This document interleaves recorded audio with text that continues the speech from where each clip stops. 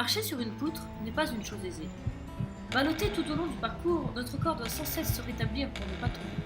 Il faut être à l'affût du moindre déséquilibre pour immédiatement le corriger. C'est ce que nous appelons le sens de l'équilibre. Nous allons voir ensemble que rester concentré demande aussi un bon sens de l'équilibre. Un sens de l'équilibre attentionnel. Pour cela, commençons par comprendre les forces qui agitent sans cesse notre attention et notre corps, même dans les situations les plus banales.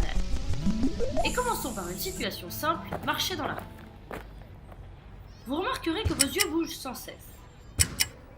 C'est au niveau du regard que l'influence de ce qui nous entoure sur notre corps et notre attention est la plus évidente. Ces déplacements ne se font pas au hasard. Ils sont calculés très précisément par notre cerveau pour regarder les éléments qu'il juge les plus importants. Ce sont les éléments qui attirent notre attention, car la plupart du temps, le regard suit l'attention. Le regard bouge à peu près 4 fois par seconde. Et notre cerveau explore ainsi la rue par petites zones, l'une après l'autre. Un peu comme une abeille butinant des fleurs.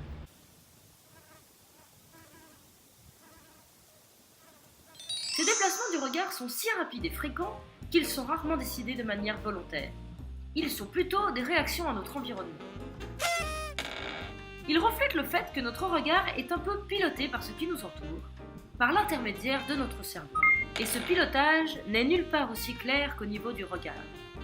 En remarquant les trajectoires que parcourt notre regard, nous pouvons prendre conscience de cette influence qu'exerce à chaque instant notre environnement sur nos mouvements et notre attention, comme un marionnettiste tirant sur les fils de sa poupée.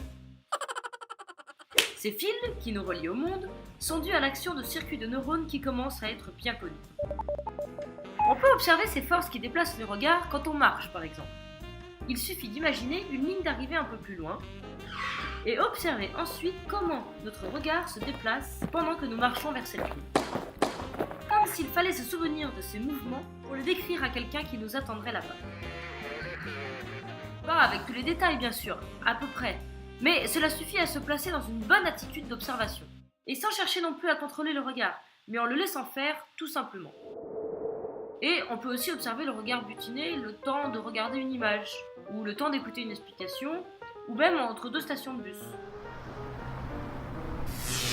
Parfois, notre attention ne suit pas notre regard. Nous remarquons par exemple quelque chose sur le côté avant d'avoir regardé. C'est seulement notre attention qui est attirée, par un objet, par un son. Notre attention est déviée par ce qui nous entoure, selon des forces proches de celles qui dirigent le regard. Et comme pour le regard, il est facile de ressentir les forces qui tirent sur l'attention. Par exemple, en marchant dans la rue. Il suffit de regarder fixement devant soi pour sentir que l'attention est souvent attirée de côté. Par un visage, un panneau, on a envie de regarder. D'ailleurs, il n'y a pas que le regard et l'attention qui bougent dans tous les sens. La tête et le buste ont tendance à suivre également. Notre posture est elle aussi déformée par ce qui nous entoure. Et cette déformation de notre corps par le monde autour de nous est à nouveau due à une réaction spontanée du cerveau. Notre posture s'adapte ainsi sans cesse au mouvement de notre attention, pour orienter notre corps vers ce qui nous attire, ou même pour le saisir. Vous pouvez donc ressentir au niveau de votre posture l'effet constant de ce qui vous entoure sur votre corps par le biais de votre attention. Et rétablir votre équilibre attentionnel par petites touches avant qu'il ne soit trop tard. Finalement, le cerveau est ainsi fait que lorsque nous sommes distraits par quelque chose autour de nous, cette distraction se manifeste par une attraction sur notre regard, notre attention et notre posture. Nous sommes déplacés hors de notre position d'équilibre et c'est la chute attentionnelle. En prenant conscience de cette influence, nous pouvons apprendre à rétablir notre équilibre dès que cette force d'attraction se fait sentir. Le plus tôt possible, car c'est plus facile pour se redresser. En suivant les déplacements de votre regard, vous avez sans doute remarqué qu'ils s'accompagnent de pensées, qui sont dues à l'activité spontanée du cerveau. Elles sont parfois déclenchées par ce que vous percevez, parfois non. Chaque pensée peut mener à une autre jusqu'à nous faire oublier ce qui nous entoure. Notre attention est comme aspirée. Si vous souhaitez garder le contact avec le monde extérieur, pendant vos pensées, vous pouvez essayer de remarquer ce que fait votre regard au moment où elle survient. Votre attention se laissera alors moins inspirer, ce qui peut parfois être utile. Le plus simple pour comprendre, c'est encore de commencer avec cette sorte d'horloge. À chaque fois que je me parle avec ma petite voix intérieure, je remarque simplement où est placée l'aiguille. Tiens, c'est long. D'accord. Voilà, je n'ai rien fait d'autre que d'associer chaque pensée à une position sur le cercle. Mais j'ai donc entendu mes pensées sans oublier le cercle. Mon attention ne s'est pas laissée aspirer. Je ne faisais pas attention à mes pensées ou au cercle. Je faisais attention à mes pensées et au monde extérieur, en continuant à bien voir le cercle. Et vous pouvez bien sûr recommencer l'exercice avec d'autres formes de pensée, comme des images, des envies, des émotions. Vous voulez essayer ? À vous de jouer.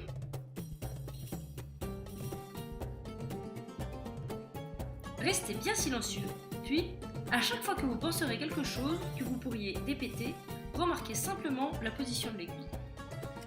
C'est parti!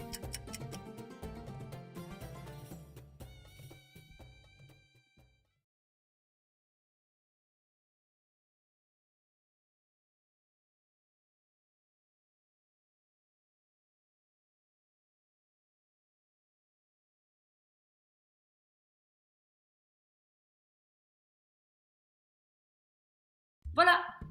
Vous avez pensé à quelque chose? Où ça? On peut appeler ce cercle un pensoscope, puisque cela sert à observer ses pensées. Même sans pensoscope, chaque pensée peut être associée à quelque chose autour de nous pour garder le contact avec le monde extérieur et éviter de partir dans la lune s'il faut rester attentif. Cela peut être l'endroit où nous sommes en train de regarder, ou bien là où nous posons le pied, ou même le geste que nous sommes en train de faire, il suffit que ce soit quelque chose extérieur. Et ces pensées peuvent d'ailleurs prendre des formes très diverses. Le son de sa propre voix, une image, une émotion, un sentiment, l'envie de faire quelque chose. Tant que vous êtes capable d'associer chaque pensée à quelque chose autour de vous, vous ne pouvez pas vous perdre dans vos pensées. Le processus d'aspiration de l'attention par les pensées ne peut avoir lieu. Car dans le cerveau, les régions qui entraînent nos petites pensées sont moins actives dès que l'attention est sur un objet extérieur. En remarquant que nos pensées sont souvent superposées à des mouvements spontanés de notre regard, de notre attention ou de notre posture, nous pouvons éviter qu'elles ne nous engloutissent, sauf bien sûr quand nous choisissons de nous laisser aspirer. En prenant l'habitude d'observer vos pensées, vous remarquerez peut-être qu'elles entraînent parfois des mouvements légers du corps. Je réalise que la fin du cours approche et je m'apprête à ranger mes affaires, ou bien je pense à mon chien et ma main droite se prépare à le caresser. J'imagine une conversation et mon visage change légèrement d'expression. Comme si l'autre était vraiment là, face à moi. Ou bien je pense à mes SMS. Et ma main s'apprête à saisir mon téléphone dans mon sac. Avec la pensée, le corps s'étire comme s'il se préparait à agir. Un peu comme un éléphant qui étire sa trompe pour attraper une cacahuète. Cela peut être un début de mouvement pour se lever, pour se retourner, pour parler, pour exprimer une expression, peu importe.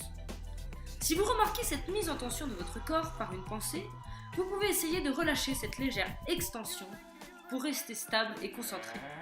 Ou non. Mais désormais, vous avez le choix.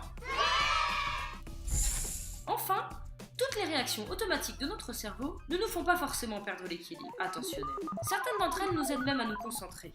Par exemple, nous avons naturellement tendance à lire un texte qui s'affiche sous nos yeux, comme les sous-titres au cinéma. Dès que nous savons bien lire, cela devient un réflexe.